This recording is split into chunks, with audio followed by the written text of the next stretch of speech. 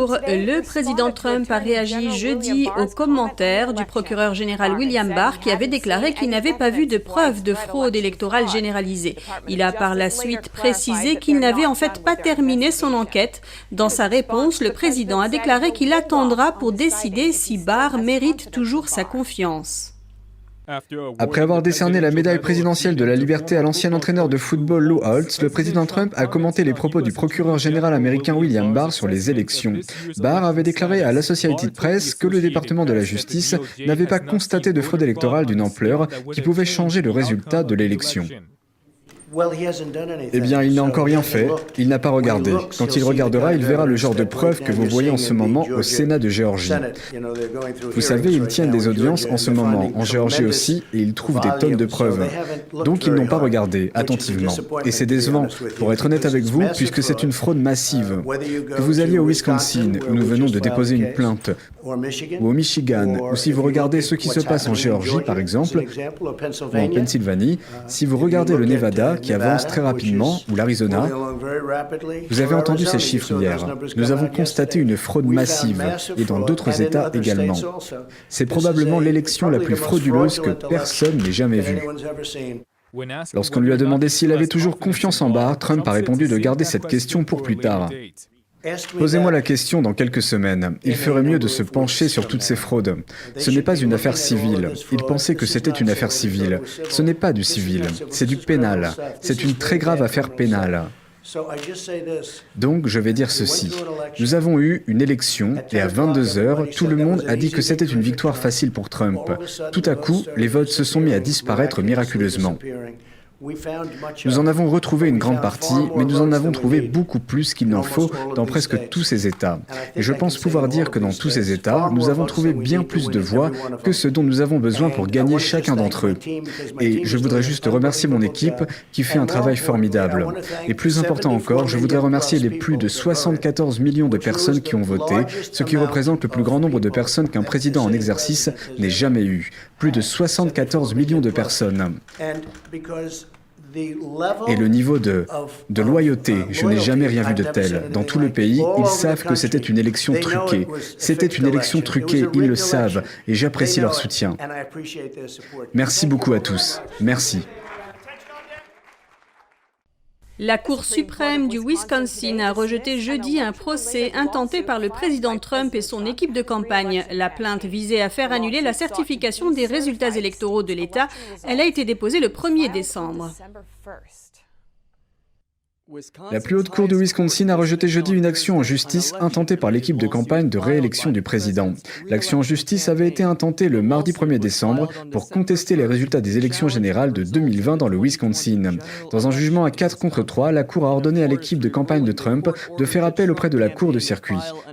La plainte allègue que les fonctionnaires de Wisconsin ont violé la loi en comptant au moins 170 000 bulletins de vote illégaux. Le procès visait à faire annuler la certification des résultats des élections qui ont été certifiés lundi.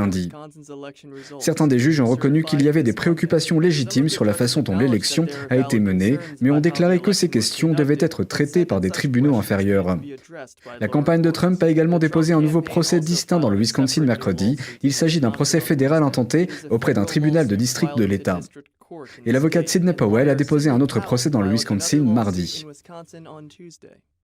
Jeudi, Rudy Giuliani a fait venir des témoins devant le sous-comité judiciaire du Sénat de Géorgie. Une personne a fourni de nouvelles images de surveillance de la State Farm Arena qui montrent 4 travailleurs électoraux en train de compter les bulletins de vote après avoir demandé à tout le monde de prendre congé. L'avocate Jackie Pick s'est portée volontaire pour la campagne de Trump afin de les aider dans le procès.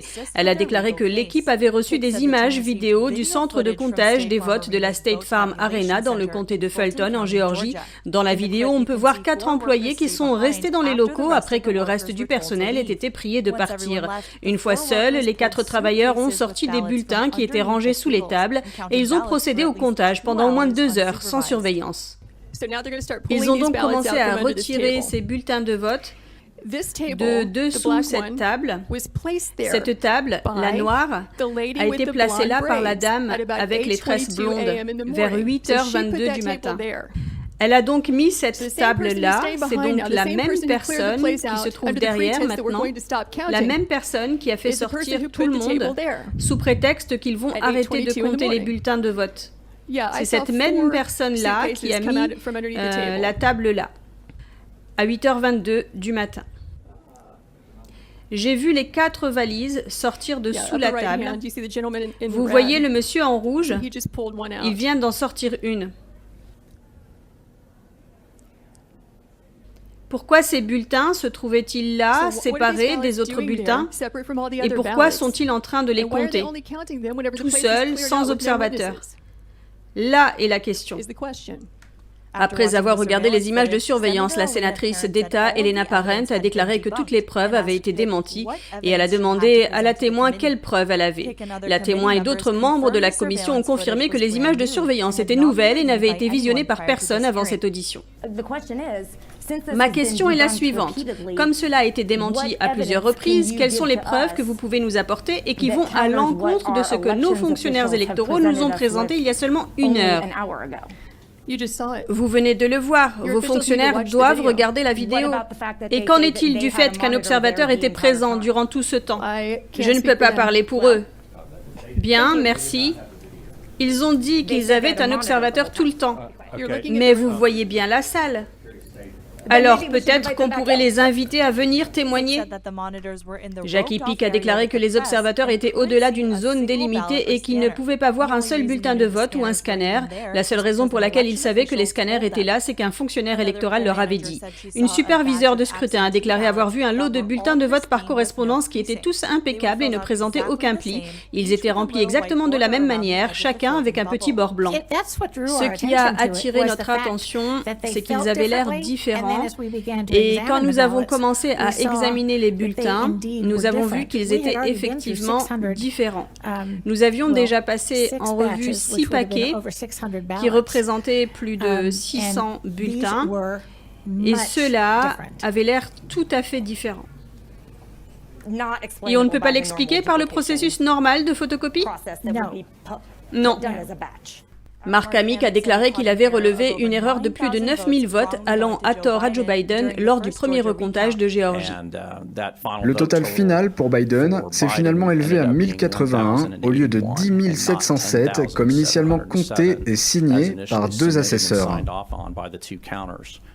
L'audience s'est poursuivie avec d'autres témoignages.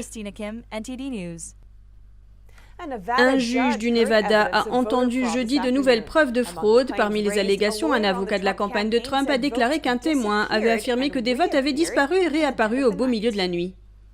L'avocat de l'équipe de campagne de Trump, Jess Binal, a présenté des preuves de fraude électorale au juge James T. Russell. L'audience a débuté par l'interdiction d'utiliser une déclaration de témoin. Le tribunal a affirmé qu'elle avait été présentée trop tard et que seules les preuves présentées avant le 25 novembre seraient utilisées. Les plaignants et la défense avaient jusqu'à 17h mercredi pour soumettre leurs preuves. L'avocat Binal a affirmé qu'il n'y avait aucune sécurité dans les machines de vote, ajoutant qu'une preuve apportée par un anonyme surnommé Doe 1 montre que les votes ont été modifiés au milieu de la nuit. Au beau milieu de la nuit, qu'ont-ils fait? Ils ont branché puis débranché ces disques. Bien joué. Et les disques portaient un numéro de série. Et à de multiples reprises, le disque était débranché avec un certain nombre de votes dessus. Et il était rebranché le lendemain matin, très tôt, avec un nombre de votes différent des votes enregistrés dedans. Parfois plus, parfois moins. Ce que ça veut dire, c'est qu'en plein milieu de la nuit, des votes apparaissaient et des votes disparaissaient sur ces machines. Il a également déclaré que des fonctionnaires électoraux avaient évité une assignation à comparaître émise par des républicains, mais qu'ils avaient accepté de rencontrer des démocrates. Lorsque la Cour nous a donné la possibilité de commencer la divulgation des informations, nous avons rapidement émis une assignation à comparaître pour le greffier du comté de Clark, Joe Gloria. Ils ont fermé et verrouillé leur bureau pour que nous ne puissions pas signifier l'assignation. Nous avons essayé de la signifier à M. Gloria à son domicile et il a passé plusieurs jours à l'éviter. Nous savions où il était, mais nous n'avons pas pu lui signifier l'assignation. Pendant qu'il faisait ça, Le témoignage déposé démontre qu'il rencontrait les prévenus. Il était en train de travailler avec eux pour favoriser leur affaire alors qu'il est un fonctionnaire de l'État et qu'il est censé être impartial et qu'il est supposé garantir l'intégrité des élections. Il faisait de l'obstruction au travail de la partie adverse en l'empêchant de signifier les assignations. Un sondage récent sur près de 1500 bulletins de vote par correspondance au Nevada a révélé que 2% des bulletins ont été déposés au nom d'électeurs qui n'ont jamais reçu de bulletin par la poste et 1% au nom d'électeurs qui ont tout simplement déclaré ne pas avoir voté. Compte tenu des preuves, l'avocat Binal a demandé à la Cour d'accepter les contestations et d'empêcher les électeurs de Biden de représenter le Nevada au collège électoral.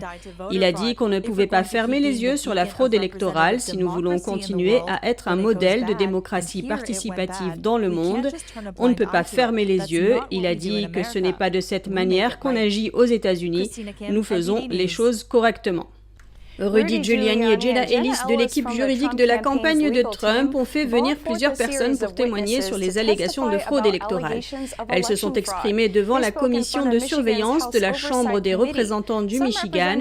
Des députés ont déclaré qu'il ne fallait pas croire les témoins et qu'ils mentaient, mais les témoins ont déclaré qu'ils disaient la vérité sur ce qu'ils avaient vu et vécu. Les témoins ont parlé devant la commission pendant plus de 4 heures. Ils ont détaillé leurs expériences de travail au TCF Center de Détroit pendant les élections. Lorsque les républicains étaient escortés dehors avec ou sans menottes, tous les employés et tous les démocrates se mettaient debout et applaudissaient, comme si quelqu'un avait gagné à la loterie. C'est exactement pour ça que je suis ici, parce que ça faisait de la peine, parce que ces gens faisaient leur travail bénévolement sans être payés. Ils avaient posé des congés pour être là pour leur pays, pour assurer l'intégrité des élections, et ils étaient traités comme des criminels. Et ce n'est pas juste.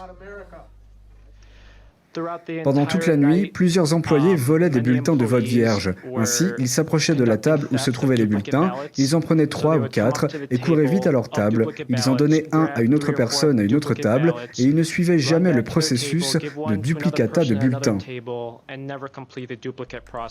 Et Nick a dit qu'il y avait une grosse perte de données. Ils ont commencé à paniquer. Ils sont sortis de la salle, ils ont pris leur téléphone.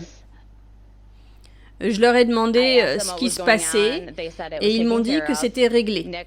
Nick a envoyé Samuel dans cet entrepôt pendant 3 heures. Ce que je crois, c'est que ce n'était pas une perte de données, c'est en fait qu'ils se sont rendus compte que Trump avait 100 000 votes d'avance et ils ont envoyé Nick là-bas pour les aider à traiter les bulletins qui arrivaient dans ces camionnettes pleines de bulletins. Les séances d'interrogatoire ont parfois été houleuses. La députée Cynthia Johnson a déclaré que ces témoins devaient être entendus sous serment et a dit qu'ils mentaient. Rudy Giuliani a répondu que tous les témoins de l'audience ont présenté des déclarations sous serment sous peine de parjure. La procédure est qu'ils témoignent sous serment. Ce n'est pas quelque chose que nous faisons dans cet État, c'est seulement... Ce n'est peut-être pas quelque chose qui se fait dans l'État, mais vous autorisez des gens à venir mentir ici, et je sais qu'ils mentent. Lorsque le président de la commission, Matt Hall, a demandé s'il y a tant de fraude, pourquoi n'y a-t-il pas plus de gens qui viennent témoigner, Melissa Caron a répondu que c'était parce que la vie des gens risque d'être détruite s'ils le font. Je vais vous dire pourquoi. Ma vie a été détruite. Ma vie a été complètement détruite à cause de cela. J'ai perdu ma famille, j'ai perdu des amis, j'ai été menacée, mes enfants ont été menacés. J'ai dû déménager, j'ai dû changer mon numéro de téléphone, j'ai dû me débarrasser des médias sociaux. Personne ne veut se manifester parce qu'ils se font menacer. Leurs vies sont ruinées. Je ne peux même plus avoir un vrai travail. Je ne peux plus, parce que les démocrates veulent ruiner notre vie. Voilà pourquoi. L'avocate Jenna Ellis a dit aux législateurs qu'il était très évident que le manège n'avait lieu que d'un côté. Elle a déclaré que les législateurs ont été saisis par des citoyens honnêtes, sincères et directs, mais on leur a dit « il y a des problèmes, mais allez de l'avant ». Elle a déclaré que les législateurs ne remplissaient pas la mission constitutionnelle qui leur a été confiée et elle les a exhortés à le faire. Ce que la Constitution vous oblige à faire, c'est de reprendre votre pouvoir absolu, parce que la certification était fausse, de toute évidence. Et vous pouvez et vous devriez le faire parce que vous avez des obligations en tant que législateur d'État. Giuliani a déclaré que l'audition n'avait entendu qu'une petite partie des témoins et qu'il y en avait beaucoup d'autres qui ont présenté des déclarations sous serment. Lors de l'audition dans le Michigan, des dizaines de partisans de Trump se sont rassemblés devant le bâtiment du gouvernement pour exprimer leurs préoccupations concernant la fraude électorale. Notre correspondant s'est entretenu avec eux. Alors que l'avocat du président, Rudy Giuliani, témoignait mercredi devant la commission de surveillance de la Chambre des représentants du Michigan, des dizaines de partisans de Trump se tenaient dehors pour manifester leur soutien. Il fait froid, nous étions ici hier, nous ne voulions vraiment pas venir, mais nous savons que pour nos enfants et nos petits-enfants, pour vivre dans un pays libre, nous devons être ici. Nous les défendons. Nous devons arrêter le vol, nous devons arrêter la prise de contrôle de la liberté américaine. Nous devons empêcher Biden et tous ces criminels de prendre notre liberté. Certaines des personnes présentes ont été témoins d'interférences pendant les élections et ont été intimidées lorsqu'elles ont tenté de les dénoncer. Plusieurs personnes à une table à laquelle je me tenais avaient un observateur qui indiquait les dates de naissance. 19 janvier 1900. Combien de personnes peuvent être nées le même jour ? Il y a des numéros sur les bulletins et sur les enveloppes qui vont avec. C'est une des choses que l'on peut contrôler en tant qu'observateur de scrutin. Et pour le faire, il faut s'approcher de la table parce que c'est écrit en tout petit. Donc je me suis avancé et j'ai remarqué que les numéros ne correspondaient pas, ce qui suggère que ça peut être frauduleux. Quand je regardais, je ne pouvais pas savoir si c'était pour Trump ou Biden. Donc ce n'est pas comme si je ne contrôlais que les bulletins de Trump ou que les bulletins de Biden. Donc j'ai vu que ça ne correspondait pas et j'ai avancé pour voir s'ils allaient passer le bulletin et s'en rendre compte. Et ils ne l'ont pas vu et ont juste passer le bulletin. Et j'ai dit quelque chose, j'ai dit « Hey, je veux contester ce bulletin car il y a une discordance. » Et au lieu de me dire « Oh, merci de nous l'avoir notifié », ils ont immédiatement sorti ce truc du Covid en me disant « Vous êtes en train de mettre en danger mon équipe, vous essayez de nous tuer. » Ils ont appelé le superviseur quasi immédiatement, comme si on l'avait formé à ça, à venir nous intimider. L'audition dans le Michigan a duré plus de 4 heures et plusieurs témoins se sont présentés pour dénoncer la fraude électorale.